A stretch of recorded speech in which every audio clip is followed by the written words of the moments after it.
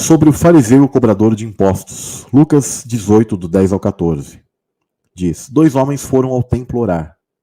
Um deles era fariseu e o outro cobrador de impostos. O fariseu em pé fazia esta oração: Eu te agradeço, Deus, porque não sou como os demais, como as demais pessoas, desonestas, pecadoras, adúlteras, e com certeza não sou como aquele cobrador de impostos, ele diz. Jejuo 2 vezes por semana e dou o dízimo de tudo que ganho. Mas o cobrador de impostos ficou à distância e não tinha coragem nem de levantar os olhos para o céu enquanto orava. Em vez disso, batia no peito e dizia: Deus, tem misericórdia de mim, pois sou pecador. Eu lhes digo que foi o cobrador de impostos e não o fariseu quem voltou para casa justificado. Voltou para casa. Isso aqui tem um código muito lindo, né? Desde a pré-existência, ou seja, aquele arrependido e de verdade, que reconhece que é pecador, arrepende-se e reconhece que é pecador, volta para casa. Isso aqui é um código símbolo de pré-existência. Justificado diante de Deus. Pois aqueles que se exaltam serão humilhados, e aqueles que se humilham serão exaltados. E quando eles serão humilhados e exaltados, gente? Nos céus, né? Voltando para casa, né? Ou seja, pré-existência.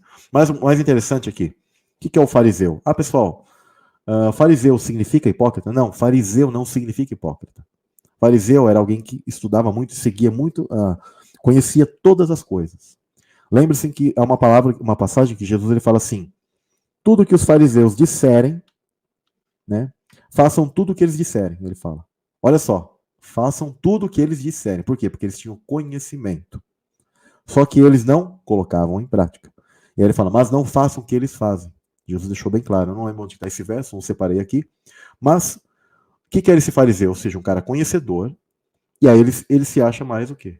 Importante que o cara que era o cobrador de impostos. O cobrador de impostos, o problema não era cobrar impostos, mas é que naquela época, quem cobrava impostos, né, era tido como uma pessoa muito chata. E as pessoas tinham raiva dessa pessoa. Né? Inclusive a questão de impostos, muitas vezes tinha a questão dos juros. E os judeus, eles falam muito, eles eram muito encanados com a questão de juros, porque eles entendiam que cobrar as coisas com juros não era algo que muitas vezes bom, porque as pessoas enganavam muitas pessoas através desses juros. Aliás, até hoje, os bancos fazem isso conosco, né? Com as questões de juros, quando alguém tem algum tipo de dívida, etc.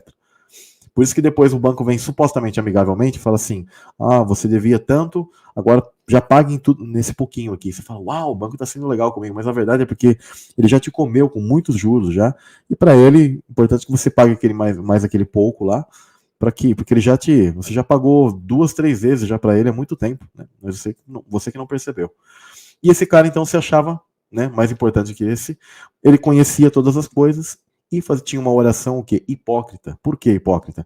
Porque ele conhecia as coisas, mas na verdade, de coração, ele não era um cara arrependido, digno.